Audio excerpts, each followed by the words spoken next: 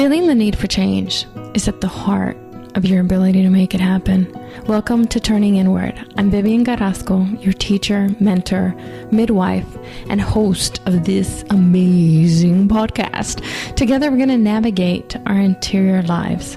We're going to unearth our own personal truth, our insights, and our inner knowing. Change what you see in the world, how you make decisions, and the way you lead yourself and others.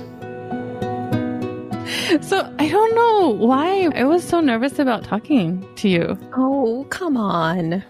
I'm not scary. Right? I know. You're not scary. Okay. I know. I'm so not scary. I mean, my 7-year-old might fight you on that. But alas. When my boys were 7. Nostalgia. Do you really miss it? Because I so do. I mean, I love where they are now. Like I do. Like, they're adults. Yeah. 23, 27. They're big humans. Yes, correct. And memory is selective, right? Yes, it is. When they were 7 and 10, I mean, they were just, especially boys with their mamas.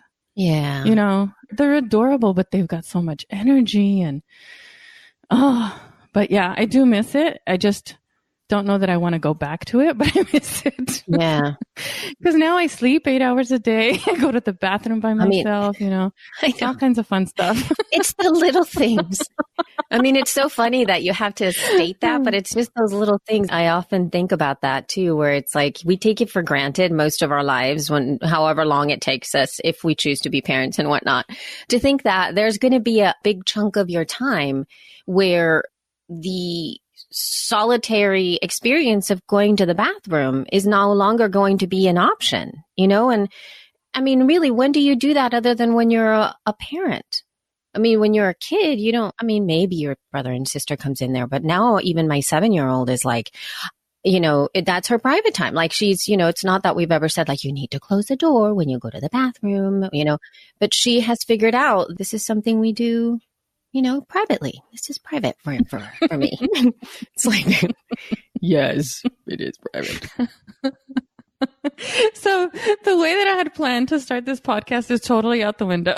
Okay. That's all right. I told myself, no, this is cool. This is better. Okay, because I told myself, I don't know why, but I told myself I'm going to start this one different. I'm going to welcome all the listeners back, and I'm going to say today's guest is Elsie Escobar, right? And then I had this huge intro, all your accolades.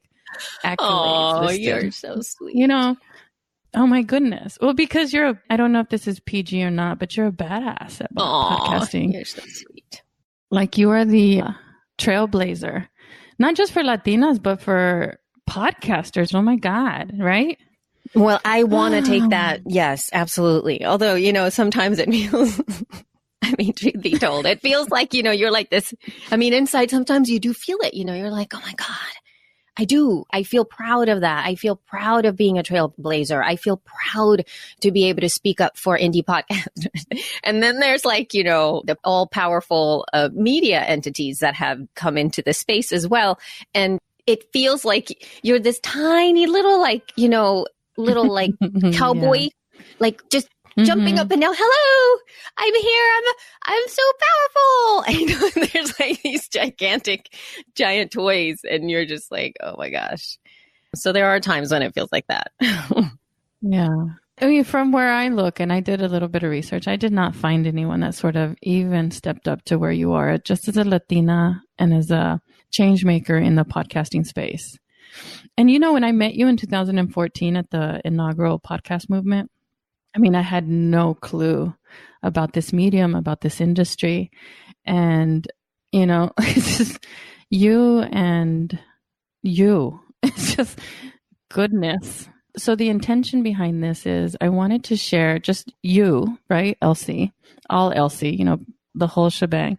And also, you founded the E-League, and it's an experience that I actually took with you at the end of 2018. You called it your visioning session.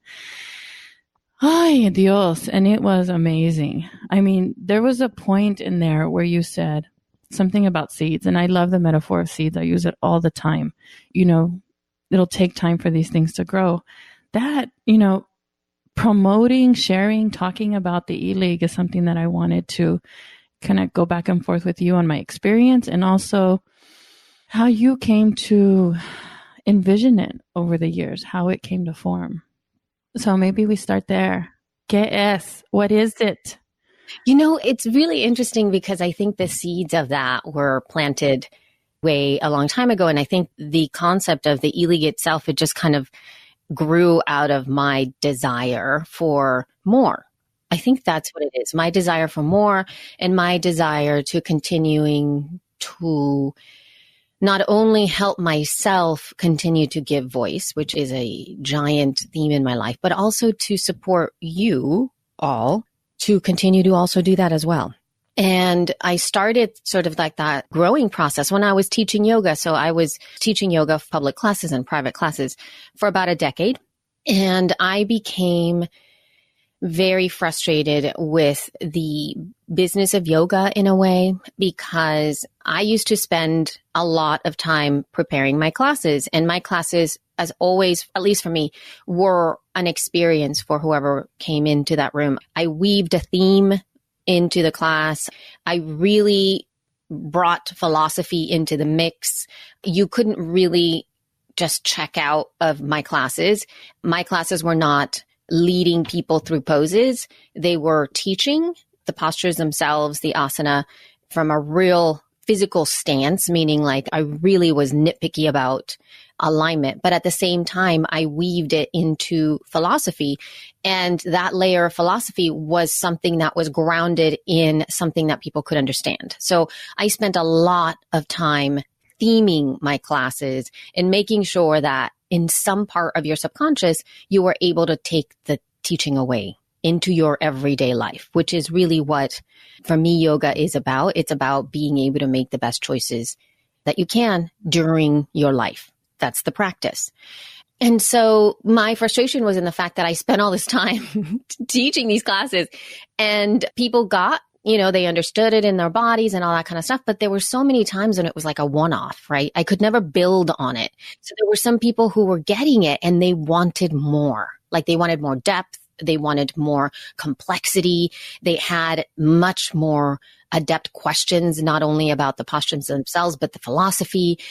And I felt like my hands were tied behind my back because I had students that were asking for the depth, but then I also had most of the class who really couldn't even breathe. And so I had to always choose to take care of the person, to first understand the difference between an inhale and an exhale and what that is. And I could, teach that for many, many years and be okay with it. But I was kind of torn with the desire to continue the conversation with folks that understood how the universe pulsed inside of them and how they could then step it up, right? And so that was my frustration, that people just came in and it was really, I want to work out. Elsie's class is really hard. She's great, but they would come in for that hit. And then I had my other students who wanted more. So what I decided to do is I stopped teaching public classes and I decided to do like experience classes, which were a commitment from people who would come with me through a journey every, let's say first Saturday of the month or something it was, I think, a 3-hour thing where I would teach on a theme, like always. I would do like an hour and a half of that theme. And then we would actually take that philosophy, walk over to the juice bar and then sit down and have juice and then talk about. And then I had exercises that we would then do that were not physically based, but they were all philosophy based, something that they could embody, something that they could take with them and do a little bit more self-inquiry so that I could actually finish. And then we could build on the teachings from session to session. And I really enjoyed that. I thought that was really great. And I called that the space in. And that was my first idea. Then I stopped teaching classes, in yoga classes altogether, because motherhood, it's really hard. Oh my God. And I found myself not being able to be energetically present in my classes because all my energy was going out to my kids. It's like I had to be present for my kids. By the time I got to my yoga class and I had to then hold safety and strength energetically for the people who showed up to my classes, I was beat. I didn't have it. And I just felt irresponsible of me to do it until I could get myself energetically strong enough to be present and to hold a room. And so I primarily focused a lot more on podcasting. And so, podcasting, blah, blah, blah, continued, and I did it and all this stuff. And again, I started to feel the same frustration where I was getting the same questions over and over again that were very sort of inhale, exhale type questions. What microphone do I need to use? Or how do I make money podcasting? Or, how to get people who listen to my show, which are good questions, but I think that they're level 1 type questions. And I designed this. It's not even a program, I think. It's like more of an experience, right? With principles that I want you to kind of look at and really sort of meditate on and think on that are going to help you figure some stuff out on your own.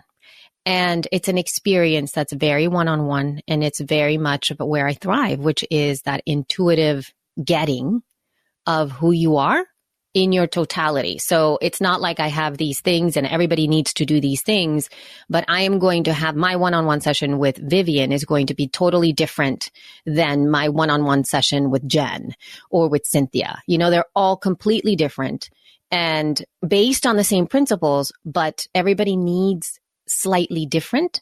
And for me, that's the way I taught yoga anyway. Like when I taught classes, I was very conscious of what everybody's body needed. There's some people who need more softening and some people who need more, strengthening stuff. And so you guide people based on principles to what they need so that they recognize whatever that other path is. Yeah. And what you said about those level questions, like the intention I came to you with, like in a bigger picture, not like the specifics, was just to build on the courage to evolve my voice. So yeah, that's not what kind of mic do I use. It's like, this is my medium. This is my message.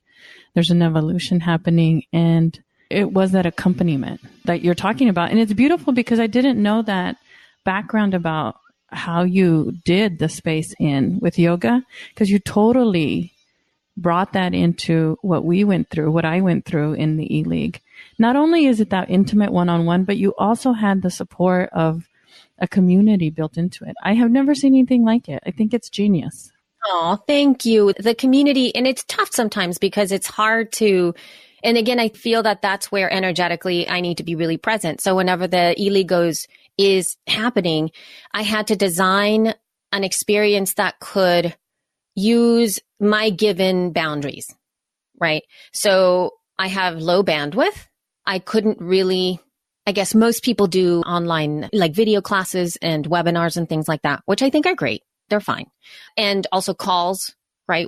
But you know what I mean? Like a live call where you call in and everybody's there, sort of like a webinar kind of style, but people can talk in and stuff like that. And that's what most people do. And what I ended up finding for myself while I was maybe in some of these courses myself and also having done podcasting school for women with Jess, what I found is that there was oftentimes I felt really stressed out when we were doing the webinars because my bandwidth was also kind of sucky. Sometimes we had a lot of technical issues show up and it got me off my game. And I hate it when people are like, I can't hear you. I can't hear you. Where are you? The video is, stopped. And I'm like, oh my God, I'm so sorry. Like, it's not what I want. And then with the calls, it was really hard, at least from my perspective, to show up live to a call is really hard for me, even though I want to. Like, because my life is so busy. And then sometimes like I'm in the car and I'm trying to sneak in a call and I'm trying to learn, but I'm in the car with my husband and it's weird and I don't want to call in because that's bizarre that I'm here. And I feel like I don't want anybody to hear me go through these things, And so this is as a student, not as a teacher. And so I found this app called Boxer. I was like immediate when I hit it, I was like, oh my God, I think I can do this because it is like I can do all of those things, but it's time shifted. So you still have the experience of participation and you have the experience of kind of hearing me teach to you in quote live. And you can still respond to me, but you don't have to show up when I'm right there doing it. You can, but you can also sort of binge listen when you have a time to do it on your own. You can turn it off and on. You can pause it, And so that gave me the opportunity to do all the things so that I could succeed, instead of letting the technology like own me. And it's genius. I actually used Vox Surfer and Experience on expressing your voice as a test because, even as a podcaster, for me, I found myself typing into it instead of speaking. So it was like this recognition, this consciousness of, oh, this is what's happening. But yeah, I totally loved it. Now, there's a couple of concepts that I want to hear more of. Is it okay if we go into that a little bit? Yeah, of course. Totally. Oh, but you built such a beautiful container. And it grounded me and I don't know if, everyone, the teacher comes when you're ready, right? And so there's this opening that you shared, and I'm going to read it. And I don't know, magical. So I'm willing to learn from this experience. I'm willing to dive into the space in between. I will rediscover the space in me that holds the wisdom of what's next. I give myself the gift of the space in. It resonated to my bones, Elsie. Good. And it's funny because that was obviously, as you can hear, the space in, right? That was actually the beginning of the experience that I would do in my classes. And it's like, I went back when I was planning the E-League and when I was trying to vision what I wanted it to be, I went back to my past writings and then I recognized that that I was trying to replicate what I had already done, right? So, but it was under a new sort of, and I'm like, oh, I'm doing the same thing. And I had already written all this stuff and I'm like, this totally matches. This totally fits in. And part of it is that what I want is people to open themselves up to allow for a different experience, right? So that we become active in our own process versus sitting passive. And this is what really gets me with a lot of online communities or a lot of online programs or whatever, right? Is that we tend to wait for somebody else to give us the answers. And my biggest challenge for anybody who works with me, or what I really want to make clear before they even step into the conversation with me, is that I am not going to give you the answers. So if you come to me and say, how can I grow my podcast X 10 times or whatever? How can I make, $1,000 with my podcast every month? I'm not going to give you a step-by-step recipe for that. And I make sure that people understand that when they get into the conversation with me. Will they get that possibly? Yes. But it's not going to happen in the way that you think. So, what I mean?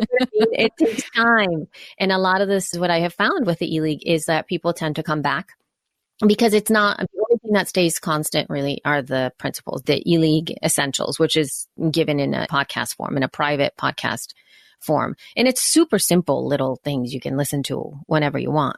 But the weeks themselves, as they go by, there's a little something, there's a little lesson, there's a little theme, nothing big. And that's another thing that I'm a huge believer in. I don't want to bog you down with so many things to do that it inhibits your ability to step in, because I have found that my simmering process, my clarity doesn't come from doing external exercises as much as the endeavor of allowing yourself to take time to do that.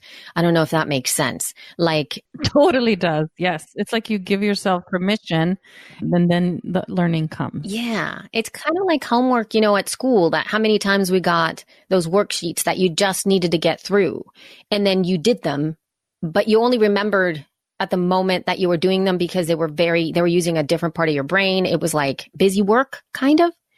And the types of questions that I give to you or I pose to you, they're not busy work questions. They're not like something that you're going to be like, yes, no, make it blue, 5 times. Like, they're not questions that have an answer like that. They literally ask you to think so much deeper. And if you give yourself permission and the time to kind of just let the question be, you might not even get an answer. But it will, believe me, there's times when all of a sudden you're doing something else and you go, oh my, that's it. And then you go and write it down. But it comes from the willingness to step into the conversation. Yes. And that way of teaching and both learning is a lost art, I think. I think we knew how to do that. And this Western education taught it out of us. So we're relearning how to dive deep into that knowing and allow it to arise. And that's what you facilitated. And maybe it resonated because that's also what I try to facilitate. I don't have answers for any of my people. I have questions, and then I guide you as you explore the question. I totally agree. And I think, Vivian, from listening to your show, there's two things that really struck me, because these are, and I think I told you one of these things too. There is a real deep resonance to your voice. Like when you, obviously, we all have different voices, right? Or different levels of, or layers to the voices that we put out and behind the microphone or whatever. And you came in, and there's like the lightness and the laughter and all that kind of stuff. But when you turn that switch, it's like when you really drop, you can hear it. You can drop into that wise part, and your capacity to use your voice as a tool for transformation, not even necessarily for you, but for the listener. It's really something that you can't really teach. Like that's an extra layer in there, because there is not only the words that you're using, but also the pace in which you do it, the way that you massage words, if you will, like you make language have this extra layer to it as well. I don't know if you do that consciously or not, but this is something that I feel really strongly about. And the ability for the voice itself, the musicality of the voice, the pacing of the voice, the loud and the softs, the ability for you to really chew on the consonants and the vowels inside of them that are not done for effect, but they're done to convey an idea. And you're doing it. You do it naturally. You're bringing tears to my eyes. I think because of our culture, again, it's hard to receive that, but I'm accepting it. My arms are open at the moment. And that is something that you actually, when you reported to me, you said you have it. You just have to become conscious of it, because I am unconscious of it. And what you call dropping in is actually when this ego part of me steps back and, that wisdom flows through. I can't take credit for it. I don't know where it comes from, but thank you. Dios. I'm going to rewind that and put it in a little segment and sleep with that. I mean, I'm serious. It's like there's so many different layers. There's so many people who don't realize that there's this extra tool, right? And, all of us have come into this world with a myriad of gifts, right? Myriad of many, many gifts. And I think we overlook these incredible human extra bonus features that we each have, because we tend to look at them through a lens of, I know, I'm serious. We all have extra bonus features, every single one of us. And then, like, I was just commenting on, there was a coverage by CBS Sunday Morning or something like that of podcasting. And, as always, for the most part, the corporate podcasts, the public media podcasts, all of those famous podcasts were highlighted. And they did have, a little bit of a feature of some independent podcasters. And what really struck me was the fact that the people who were reporting on this could not get into their heads, just simply by the way that it was written, that the podcasters could get into this medium and not want to do it to make money. So that is driving it, right? Making money and reach, like audience, like these podcasts have a bazillion, jillion download numbers and are made, and are funded by advertisers and, whatever. And that was the lead into this kind of stuff, sort of like, wow, this is really important because the audience size is big and because they're making lots of money.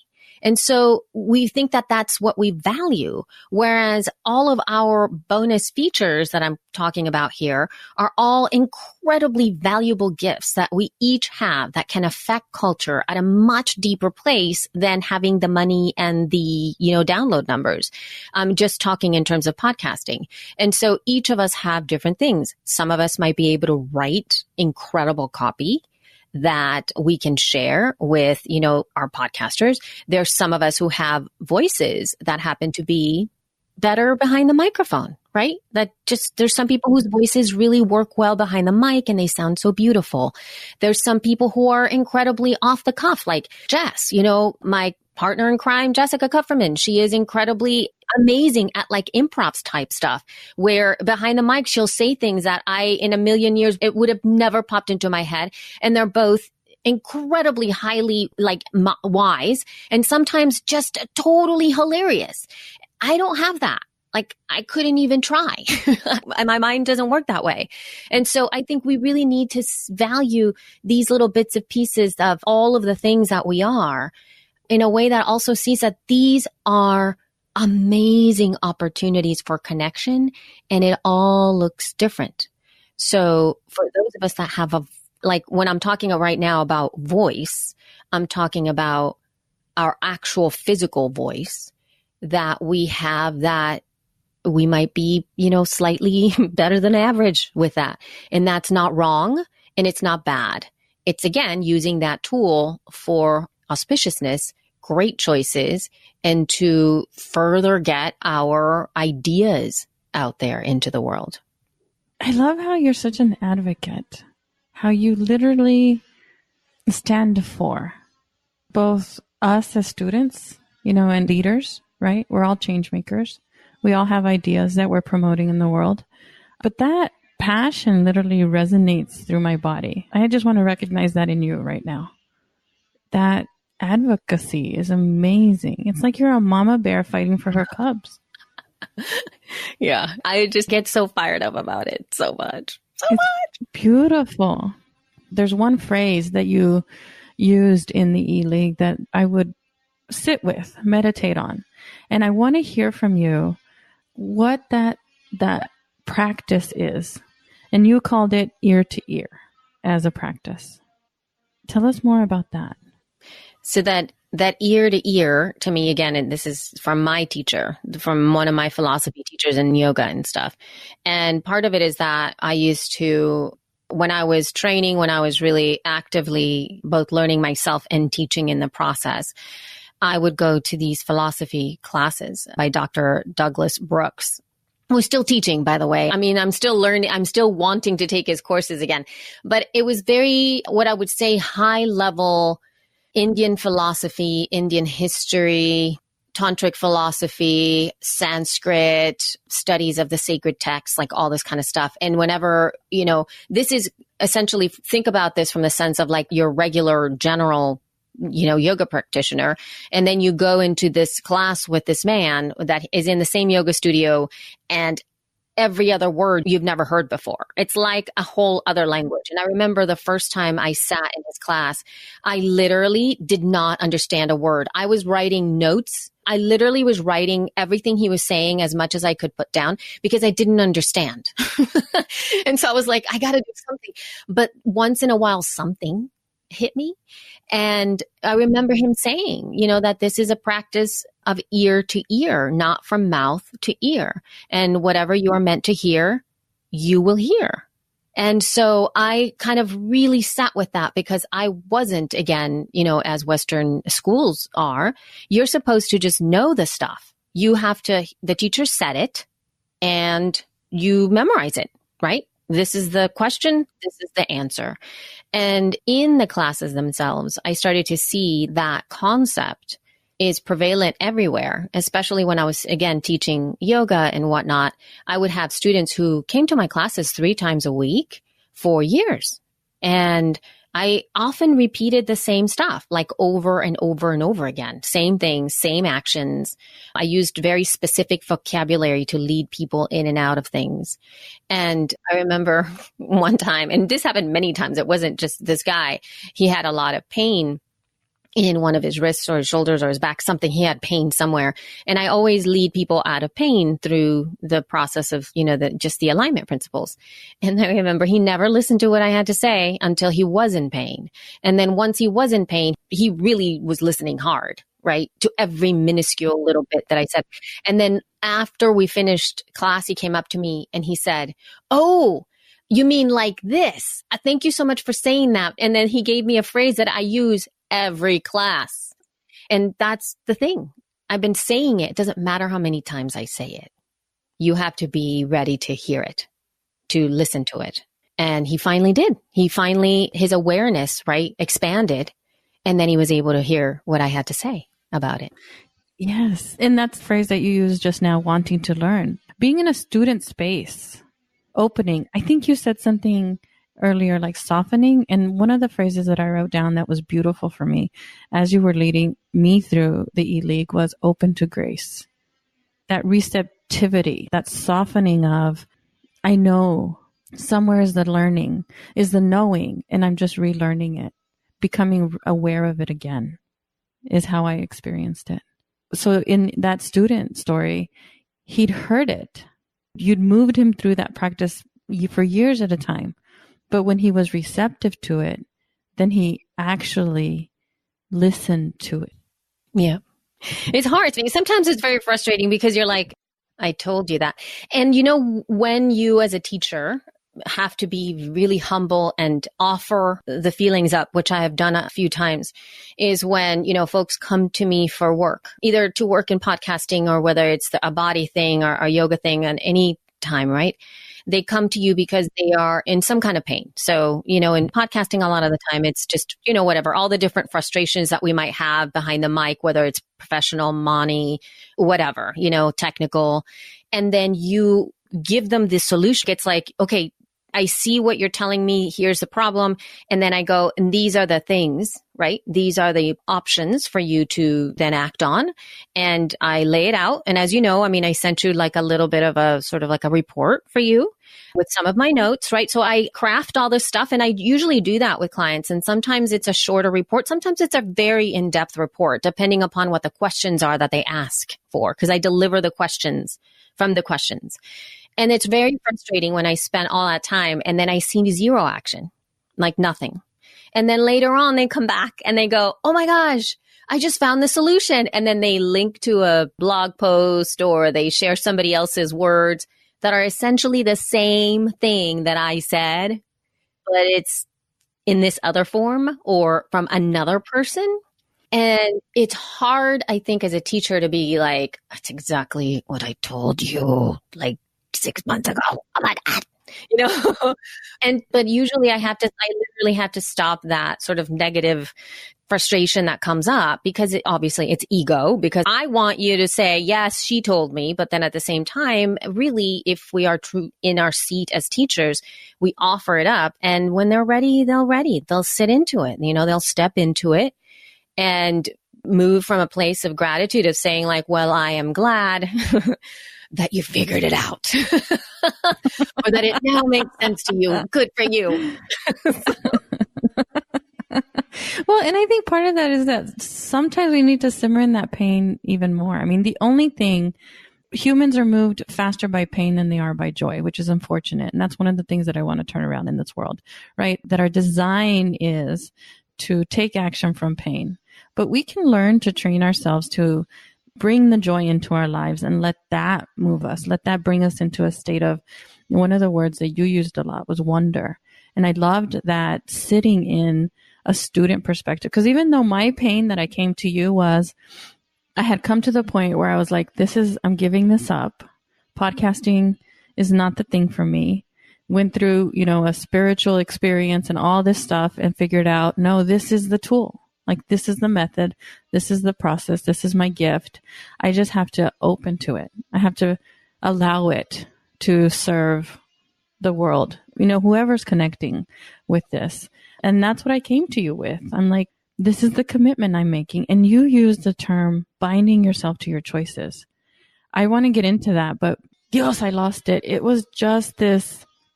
It's unfortunate that we have to sit in pain until we're moved. And sometimes we're the first teacher on that journey, and sometimes we're the 5th teacher or the 15th teacher, you know, like this evolution of expressing our voice. There's so many teachers that teach around voice in different ways. And your method is very different and focused in a different area than mine, but there's lots of us. And I'm glad there's lots of us for people to choose from. But I, as a learner like you, I want to learn and want to learn. Sometimes my binding, the choice that I'm making, is to not learn, to stop learning for a moment and to go into my doing. And that's tough. No, that's it tough. is. I'm right there with you. I've written many different times. I think I wrote it to you too. And it's something that I started to, that I kind of sit with a lot of the time, especially when I get a trigger to read something, buy something, try a new system, get that new course, all that kind of stuff. It's a trigger, again, set up by my desire around having a quicker result. And so what I've found myself to stop and see, like, what is it that I already have that I can use to solve this problem? That's my question. And I think I wrote something like that to you too. Like, what if everything that you're looking for, you already have? And that's like a very, I'm sure that's some kind of wise quote from somewhere, because it feels like it's something that I see a lot, but it's true. It's like a lot of the time we're going like, oh my gosh, I need that one thing. When in truth, you have all the stuff. And usually I make those choices based on, and I'm not talking esoteric now, I'm talking total cognitive, like things that you're actually using, like a new piece of software where you're just like, I need that piece of software. I need to buy that. Or I need to get that new microphone. And a lot of the time, the microphone isn't going to solve your audio issues. It's not going to. You have to learn to use the mic. Amen. There is no mic, you know what I mean? No, I've experienced what you're meaning. Yes. There's a question that you ask her, like, which microphone do you use? And I put like half a dozen, because after half a dozen, I was ashamed. I was like, should I even admit that I have more? Because that's exactly what I was doing.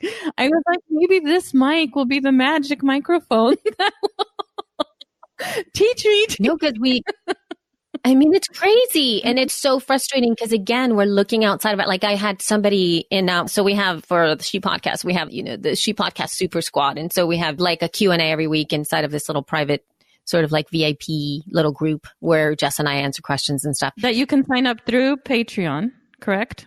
Yeah, Patreon. Yeah, patreon.com/podcast. So it's like a really small group. At this moment, we're less than 100 women and men, because it's both. But it just gives us access to us so that we can actually answer these questions. So I just had somebody write that they were having trouble using like the system that we're using right now. We're using Squadcast, but they didn't say Squadcast. They just said that they had a remote interview that they were doing with somebody that was outside of the country, and they spent the majority of the time troubleshooting tech, right? And so unfortunately, though, that question isn't necessarily solved by the thing. Like, there is, as much as I'm really enjoying at this moment, knock on wood, maybe I shouldn't even say that, using Squadcast to record this show, because this is my first experience of Squadcast. I see that it's really awesome. It's very easy. It was, all of the things were perfect about it, the connection and all that stuff. But it doesn't matter, because sometimes it's gonna fail, as will all the other ones, like the Sendcasters of the world and the Zoom and the Skype and the Ecamm call recorder that you use with that. It's going to fail. And it's not, and again, sometimes it might be the software, but a lot of the time it's just random stuff that happens. You know what I mean? That's it. And so the solution isn't easy to say, that if you want to, like, if I were, and you were freaking out a little bit when I said, I don't know if my bandwidth is going to take this, I think we're going to have to do a double ender. And you were like, what? So it's like, why do you want me to do what?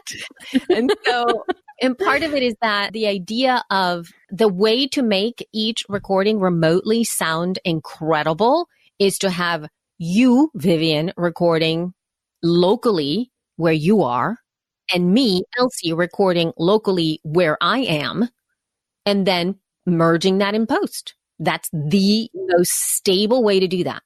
That said, if your person on the other side doesn't have the capability of doing what you're asking, they're not going to do it. You know what I mean? So there's a level of complexity in there that is not based on an answer. Essentially, Squadcast is an amazing tool. Use it. It's going to fail sometimes. You know what I mean? There's nothing else I can say. So that looking outside of us, it's not the software. It's not the tool.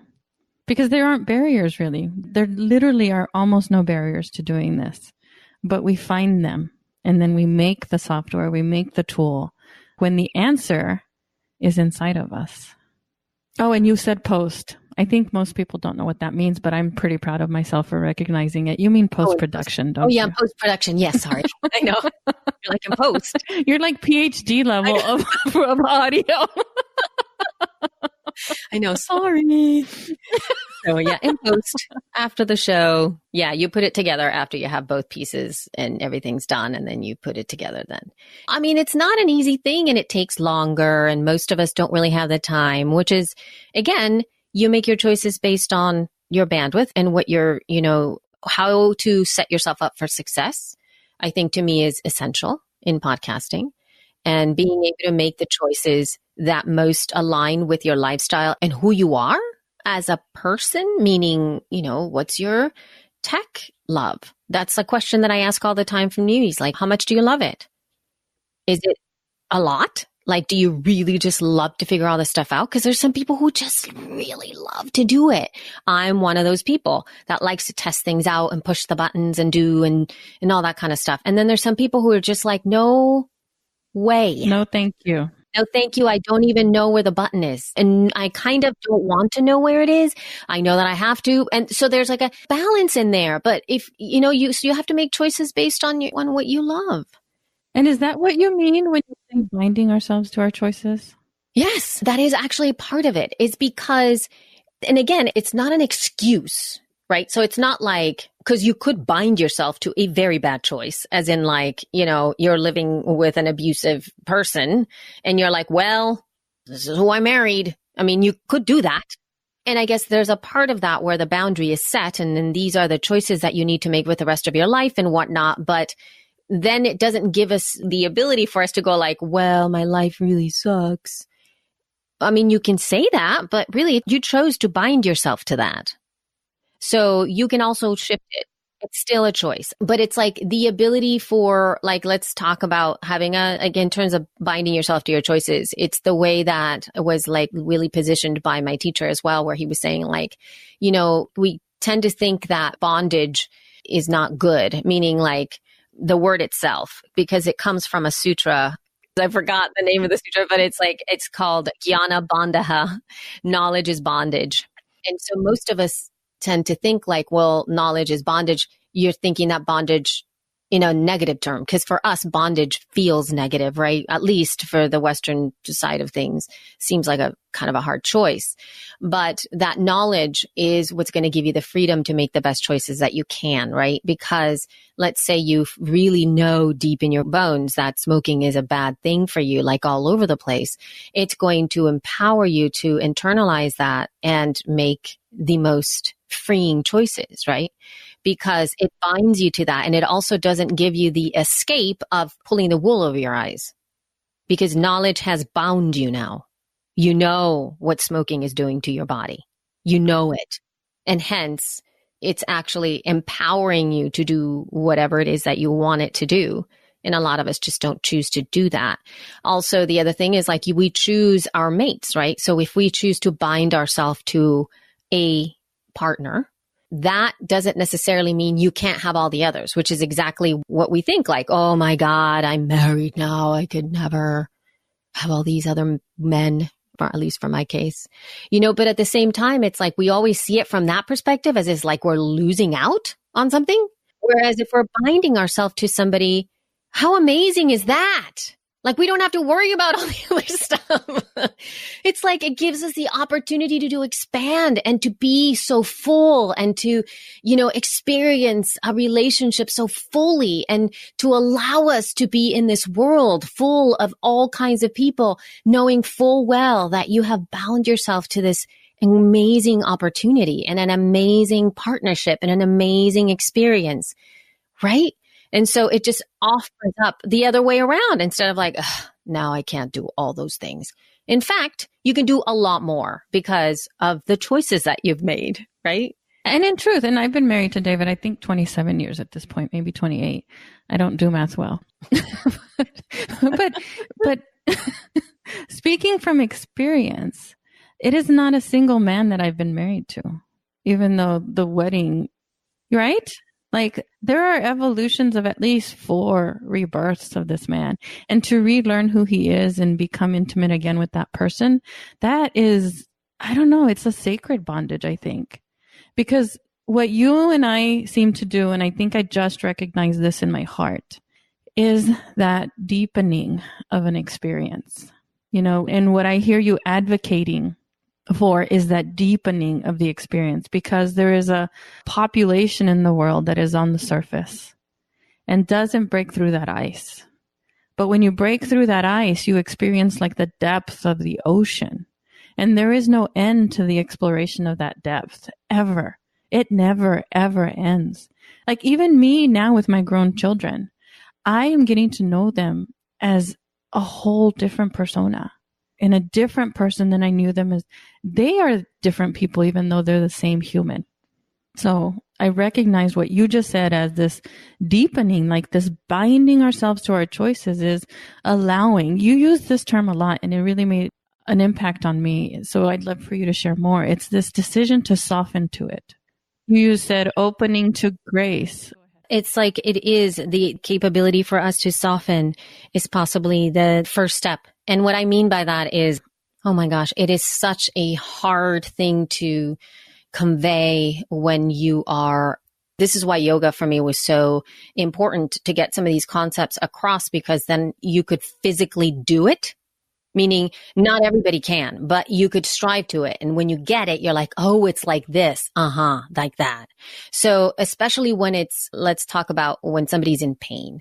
One of the hardest things to do when you're in pain is to soften, because to soften is to have pain a lot of the time. Like, because there's an imbalance. And whenever you have pain, what happens to your body? You immediately you bring yourself together.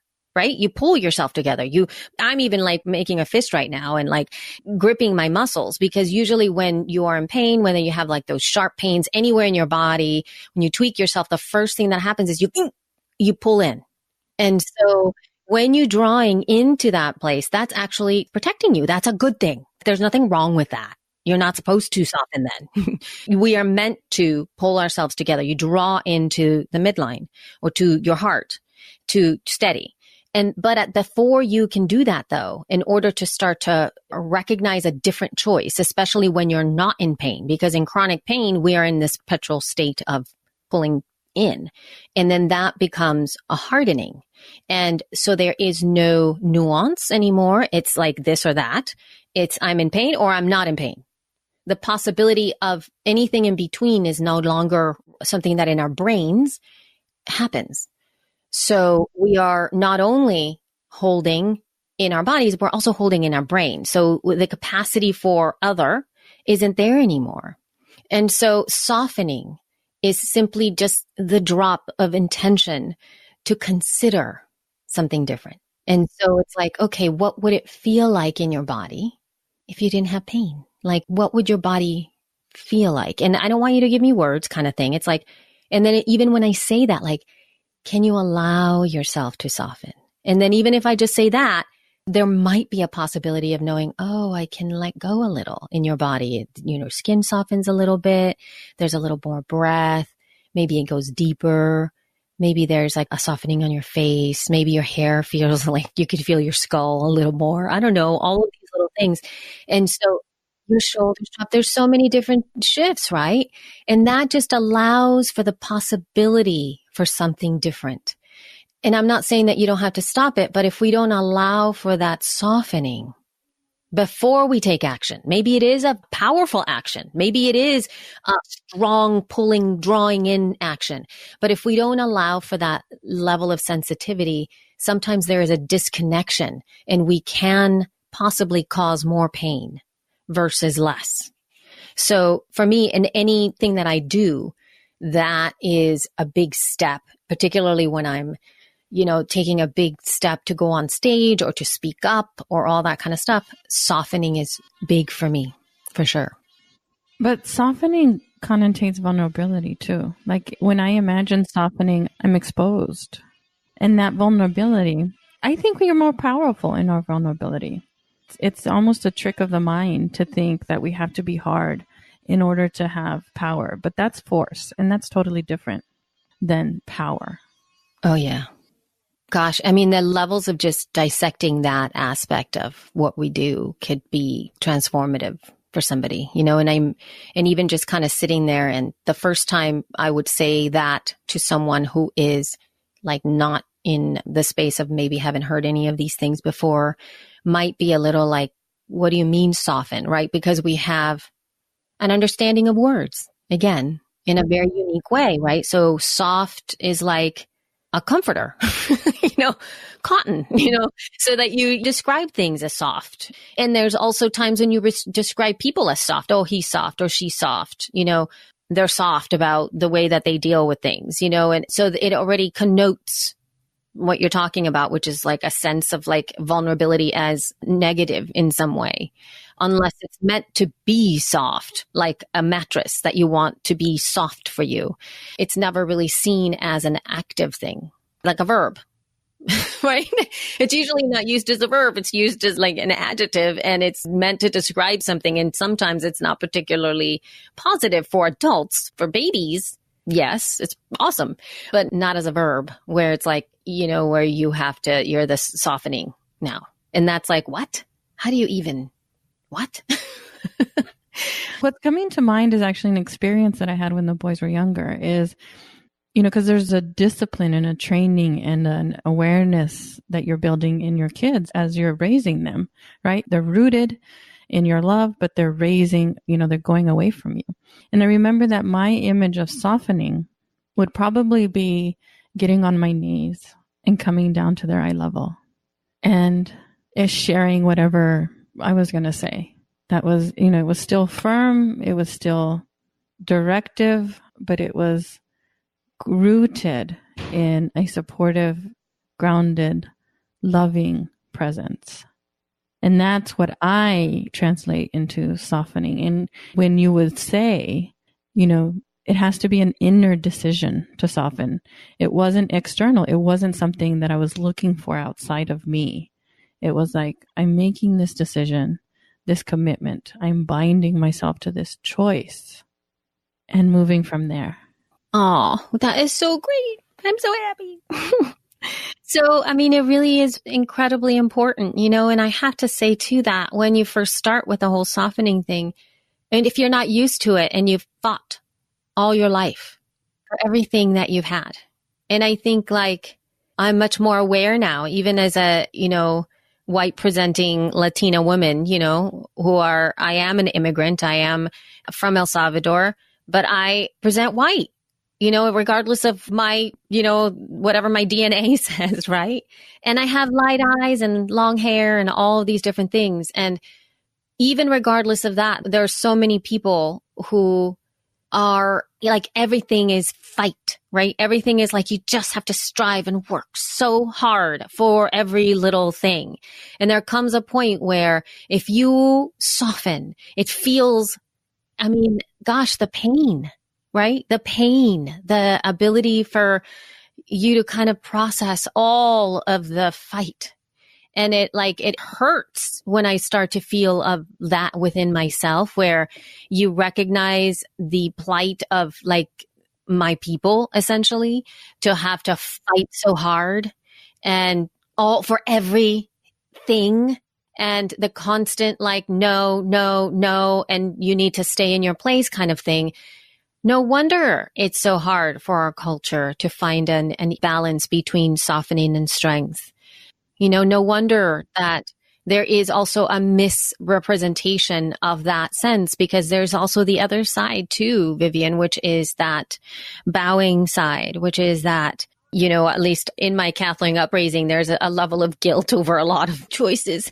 And so there's this sense of like, well, you have to repent, or, I am a sinner. And that kind of thing where you have to bow down and it feels like you're softening, but really that's not it either. And so there's a sense of disconnection from that or resistance to that in some way. So it's been a big challenge, I think, for me to understand the difference between this sort of like mea culpa, and all that kind of stuff.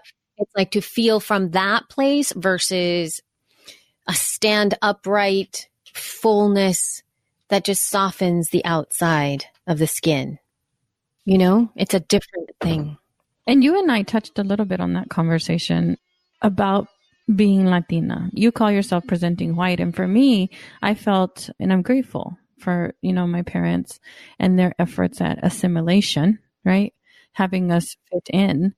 But now at this level of my life, I'm understanding what it means to belong, and proud that I can call myself a Latina, even though I can't trace my roots back to a specific state in Mexico or a country. And so much of our traditions were like stripped from us because they were striving, they were fighting, right, for certain things. And I'm just softening to the opportunity to bring them back in myself in however way I choose to celebrate them. Like this year, I did my first Dia de los Muertos altar. And it was beautiful to have that experience without this idea that I don't know how, or I wasn't taught how, and I could just experience it and let it evolve from this opening, the softening, to being led to teachers or experiences or whatever, and letting the altar, grow through my prayers and talking to my grandmother and, evoking this reverence for their spirit and for their experience. I'm just now, with all these canas in my head, just now starting to experience that. And I think that's a whole nother level of advocacy and experience that if you're Latina listening to this, that you can feel and know that we're with you. Like, we're all evolving. My intention to reach out to you was to, experience the courage to evolve. Like, that never goes away. It's a relearning, a never ending deepening that will bring you to all kinds of depths in your life and in your experience. It's amazing. Woo! Dios. Tanto, tanto, tanto. I know it's a lot. It is. Elsie, I cannot believe the amount of time that's already gone by. It's like magical. I want to ask you, for someone that is looking to use their voice to create change, I know that there's not a simple 3-step process or a map that you give them, but if you were to give them a seed or a question to plant, what would you share? I think that the most important thing that we have to become adept in is speaking in our everyday life with those people that we interact with, not daily, but that we start the process with maybe our families, maybe with people in our communities, possibly, teachers, or at the library, things like that, where we start to take steps of having conversations that you possibly have been putting off for a while. Because what I have found in this world of oversharing and maybe social media, which is essentially like impulse, it's a study in the lack of impulse control, let's put it that way, where it's like most of us, we are reacting to things. We are sometimes resharing things, which is great. And like, we just put it out there and I really believe in this, and you put it out there, but we don't really take the time to actually read the article. We don't take the time to follow up with whoever wrote it or whatever the organization is or whatever the thing is. We touch base and give a high five to those people who are, we feeling being, open in social media and whatnot. When I do feel that it has more impact for you to be having these some conversations with your children, being able to read to them, maybe books that you hadn't in the past with your voice, like you give voice to these things, that you practice saying maybe what you wrote on your journal, things that really matter to you. How would it be? I think that I always think about this kind of stuff too. It's like, if you see, let's say we get passionate about quotes and articles, and somebody wrote something that you really love and we share it on social media, and we actually write, I don't know, like a couple of sentences that are really poignant coming from us, right? What would it be like if we said those 2 sentences to somebody?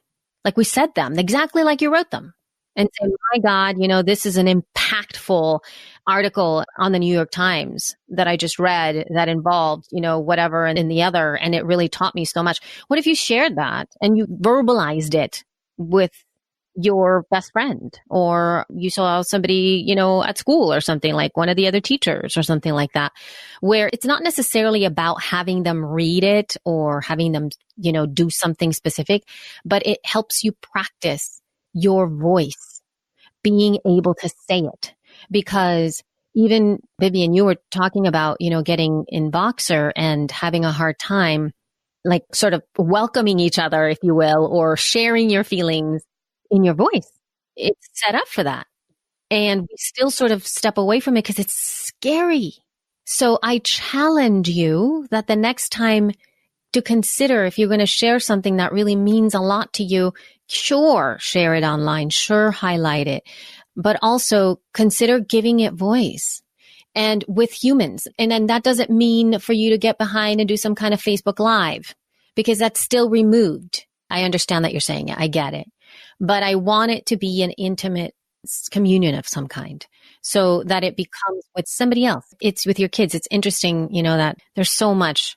I'm not even going to talk specifics here, but something has been happening online again. Another horrible racially driven thing that's messed up. And I showed my girls, pieces of the media that's being, shared and whatnot. And then I spoke to them about it. Like I said, this is what's wrong with it. This is what's not okay.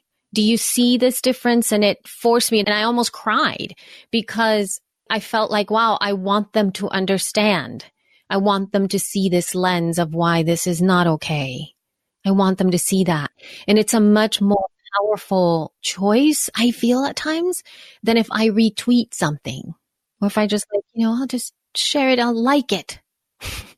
I don't know. I feel like that's going to make a lot more change in the world, not only for my children, but also for me, because I was able to articulate it. I tried it. It's hard to talk about these things that matter with your words. It is hard to talk about the things that matter. And your experience is reminding me of a quote that's attributed to Saint Teresa of Calcutta. She used to be Mother Teresa, where people will ask, how do I make a difference like you made a difference? And she replied with, your Calcutta is within your arm's reach. It's right here, right there, right in front of you, not out there. Again, coming back to the looking outside of us when it's right here. Ooh, yeah, having conversations that matter is tough. Thank you. You're welcome. For promoting conversations that matter.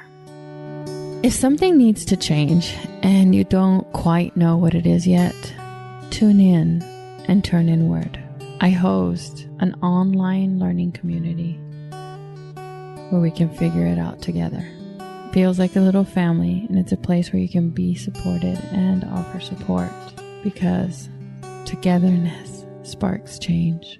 Visit my digital home at viviancarrasco.com to learn more.